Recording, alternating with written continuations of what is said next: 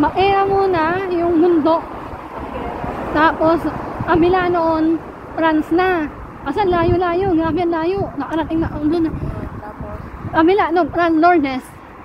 Malapit na yung Lourdes sa France. Oo. At France, Lourdes? Oo. Sa Lourdes.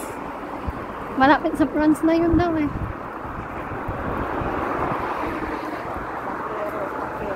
Baera. Doon yung ng is-eating. Pag December yun, nagyayelo yung mga bundok na yun.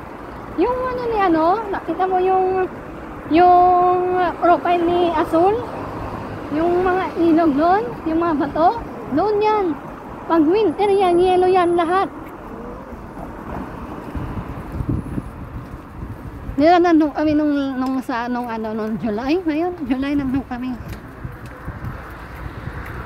Yelo yun, pag winter. Doon nag-i-skating sila, yung amo ni Rowie. Doon sila nagpupunta. May bahay sila doon.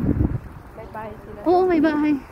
Pinapaayos yung bahay. Kaya babalik kami doon kasi darating na yung tatanggalin yung kitchen. Papalitan yung kitchen. Grabe, super ganda.